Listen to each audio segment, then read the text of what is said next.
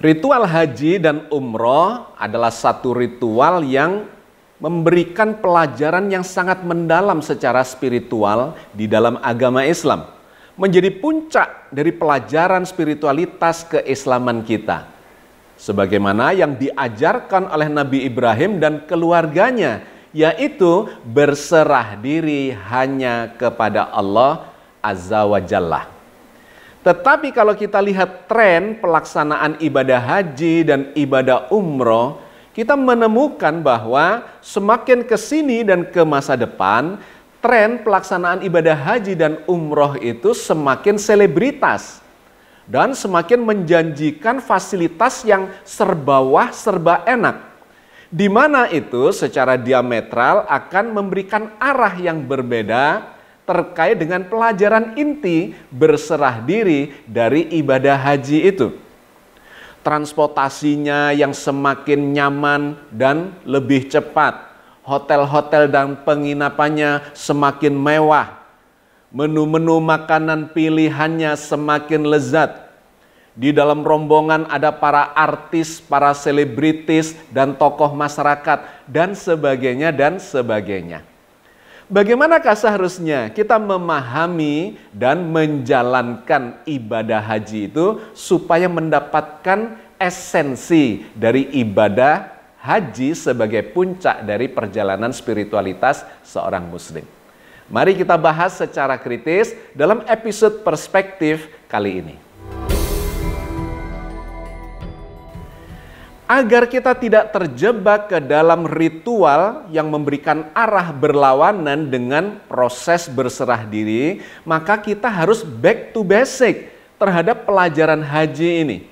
Setiap jamaah yang akan berangkat harus dibekali dengan manasik yang baik dan benar, yang memberikan pemahaman secara mendasar terkait dengan substansi dan esensi ibadah haji ataupun ibadah umroh itu. Yang pertama terkait dengan substansinya. Ibadah haji substansinya adalah 4 saja. Yang pertama adalah wukuf di Padang Arafah. Yang kedua adalah lempar jumroh di Mina. Yang ketiga adalah tawaf di Baitullah. Dan yang keempat adalah sa'i antara Safa dan Marwah. Substansi haji ini harus difahami secara mendasar bahwa substansi dari wukuf itu sesungguhnya adalah semacam perenungan yang dilakukan di Padang Arafah. Memang secara fikih substansinya adalah dinyatakan sah ketika seseorang atau jamaah haji ketika wukuf itu berada di Padang Arafah, tidak boleh berada di luar dari Padang Arafah itu, mulai dari zuhur sampai dengan maghrib. Maka dikatakanlah hajinya atau salah satu rukun hajinya itu sah dilakukan. Karena kalau tidak melakukan wukuf dengan mengikuti fikih itu, hajinya menjadi tidak sah. Ini adalah soal substansi yang memang harus difahamkan.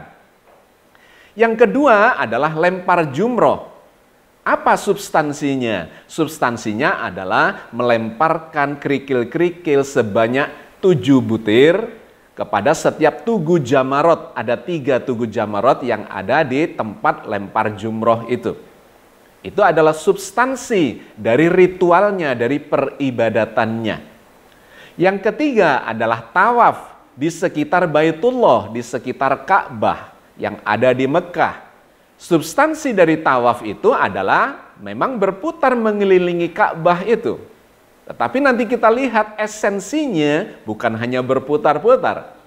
Ketika kita berbicara substansi, maka kita bicara tentang tata cara atau manasiknya. Yaitu berputar dimulai dari rukun Hajar Aswad namanya, berputar ke arah kiri melawan jarum jam sebanyak 7 kali. Kemudian selesai, sahlah ketika seseorang bisa menyelesaikan itu di dalam keadaan bersuci. Dan yang keempat adalah sa'i, lari-lari kecil antara Bukit Safa dengan Bukit Marwah, bolak-balik sampai 7 kali. Itu adalah pelajaran manasiknya atau substansi dari ibadah haji. Nah, yang menjadi masalah, poin penting sesungguhnya adalah esensi dari peribadatan itu. Dikarenakan substansinya sebetulnya hanya sekedar napak tilas dari perjalanan spiritual Nabi Ibrahim. Napak tilas dari tempat-tempat yang dulu dilalui, dikunjungi, atau menjadi tempat-tempat dimulainya ibadah haji sampai diselesaikannya fikih dari ibadah haji itu. Tetapi yang menjadi poin penting sesungguhnya adalah esensi dari ritual itu. Di mana wukuf itu esensinya sesungguhnya bukan hanya sekedar berada di padang Arafah dimulai dari duhur sampai maghrib. Tetapi lebih penting dari semua itu, poinnya adalah itulah saat-saat seorang hamba atau seorang jamaah haji melakukan perenungan, melakukan kontemplasi, evaluasi terhadap kualitas dirinya, kualitas spiritualitasnya, kualitas keberagamaannya, keimanan, ketakwaan kepada Allah. Karena sesungguhnya di tempat itulah Nabi Ibrahim mendapatkan pencerahan atas ujian Allah untuk mengorbankan segala yang dicintainya.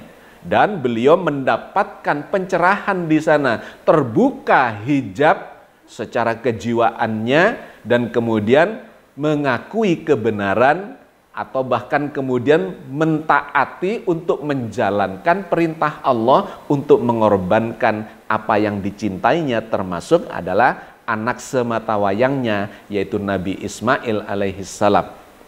Itu adalah esensi dari wukuf, terbukanya hijab secara spiritualitas terhadap Allah, di mana interaksinya itu menggambarkan kedekatannya dia dengan Allah.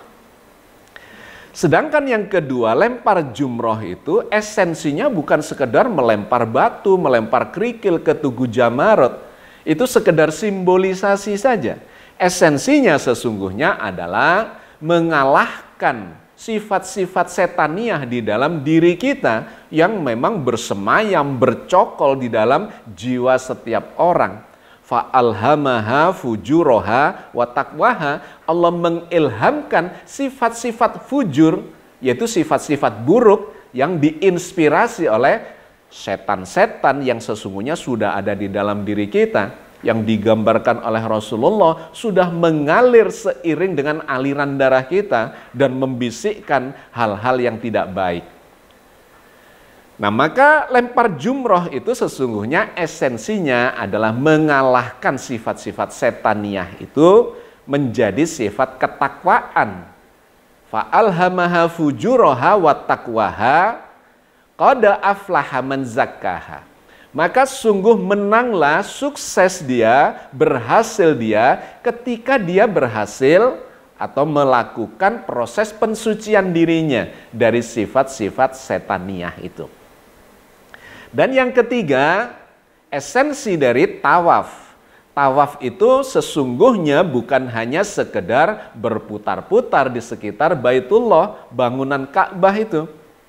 Melainkan adalah satu proses untuk menanamkan ke dalam jiwa kita fokus perhatian kita secara spiritual hanya kepada Allah semata.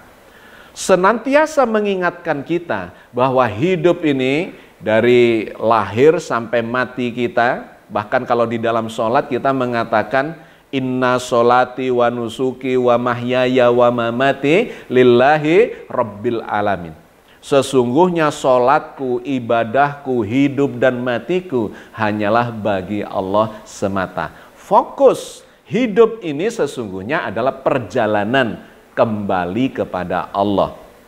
Dan yang keempat adalah ritual sa'i antara Safa Marwa yang napak tilas perjuangan Hajar, istri dari Nabi Ibrahim yang bertahan atau memperjuangkan dirinya untuk bertahan hidup. Dikarenakan dia bersama dengan anaknya ditinggalkan oleh Nabi Ibrahim di tempat yang gersang itu, tidak ada makanan, tidak ada minuman, dan kemudian muncullah ritual sa'i itu di mana beliau melakukan perjalanan atau pergerakan lari-lari antara Safa dan Marwa untuk menemukan solusi atas masalah yang sedang dihadapinya yang mengancam kehidupannya. Esensi dari sa'i adalah perjuangan tiada henti. Jadi sahabat sekalian, sesungguhnya itulah esensi dari perjalanan ibadah haji ke Tanah Suci. Substansinya napak tilas, tapi esensinya adalah pelajaran filosofis, pelajaran spiritual yang harus kita dapatkan selama di Tanah Suci itu dan kemudian kita bawa pulang kembali ke tanah air. Menjadi bagian yang tidak terpisahkan dari perilaku kita sampai kapanpun kita nanti akan dimatikan, diwafatkan, dijemput oleh malaikat maut kembali kepada Allah Azza wa Jalla. Nah, yang menjadi masalah adalah terkait dengan tren ibadah haji dan umroh yang mengarahkan kita atau mengkondisikan jamaah ini menjadi tidak mendapatkan suasana perjuangan yang diteladankan oleh Nabi Ibrahim dan keluarganya itu.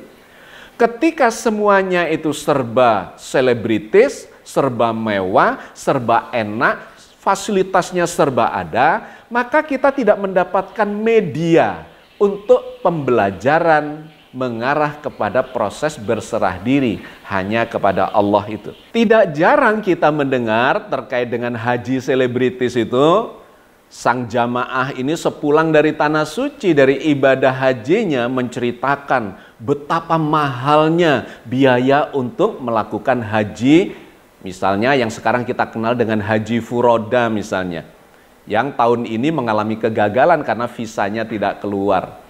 Atau haji plus-plus yang di bawahnya furoda itu, tetapi dengan harga yang memang sangat mahal. Dia menceritakan betapa mahal dan dia bisa melakukan atau membayar haji dengan harga yang ratusan juta itu. Mulai dari 300, 400 bahkan sampai 900 juta untuk satu orang saja. Kemudian dia menceritakan betapa enaknya di sana, fasilitas yang disediakan. Hotelnya bintang 5 dengan segala macam fasilitas yang serba mewah, yang memudahkan dia di dalam mengalami atau menjalankan ritual-ritual haji itu. Bahkan ketika berada di dalam tenda di Arafah maupun di Mina, itu diberikan atau didirikanlah tenda yang khusus, yang istimewa. Di dalamnya ada AC-nya, dengan menu-menu makanan yang berlimpah dan serba lezat. Ketika lempar jumroh, dia berada sangat dekat dengan tempat jamarot itu. Dan selesai itu langsung kembali ke pemondokan berupa hotel mewah. Dan seterusnya dan seterusnya. Sambil kemudian menceritakan dia bersama dengan artis ini, artis itu. Selebritis ini, selebritis itu. Tokoh masyarakat dan sebagainya dan sebagainya. Sepulang haji yang diceritakan adalah fasilitas serba mewah, kemudahan, kenyamanan, kenikmatan. Sama sekali tidak ada pelajaran hikmah terkait dengan proses berserah diri yang diteladankan oleh Nabi Ibrahim dan keluarganya. Maka sahabat sekalian, kita harus mengkritisi hal ini. Jangan sampai ibadah haji yang menjadi puncak dari proses peribadatan umat Islam itu kemudian memiliki tren yang arahnya berbeda dengan esensinya. Substansinya dijalankan, fikihnya dijalankan, syarat rukun dan sahnya ibadah itu semua dijalankan, tetapi sepulang haji tidak mendapatkan makna hajinya.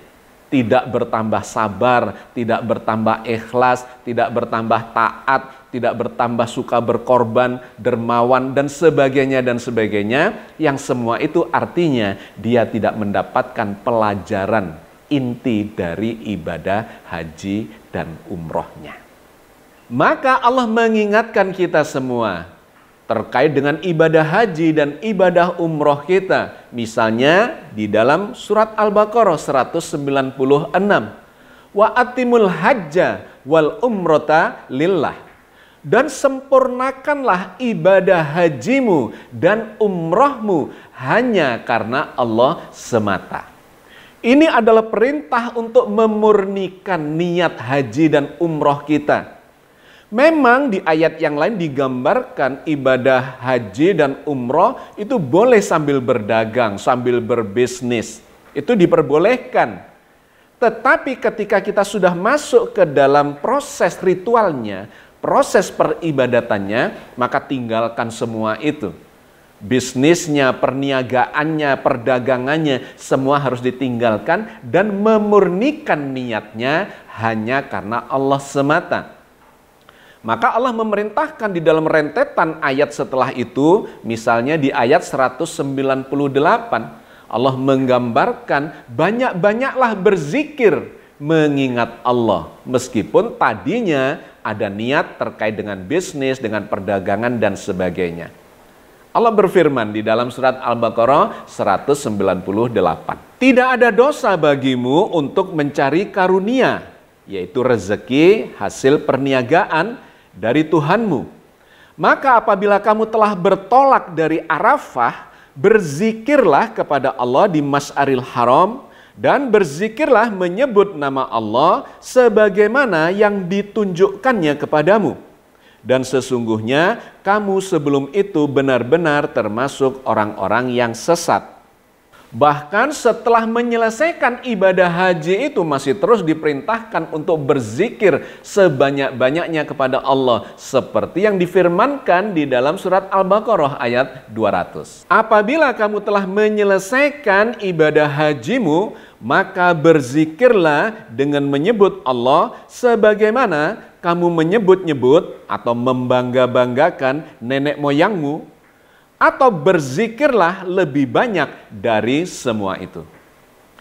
Jadi sahabat sekalian, sudah clear Al-Quran mengajarkan kepada kita esensi dari ibadah haji itu sesungguhnya adalah sebuah proses spiritualitas untuk terus mendekatkan diri kepada Allah. Banyak-banyak berzikir, menyebut namanya, dan menghadirkan eksistensi Allah di dalam kesadaran kita. Dan paling puncak dari semua itu adalah berserah diri hanya kepada Allah Azza wa Jalla.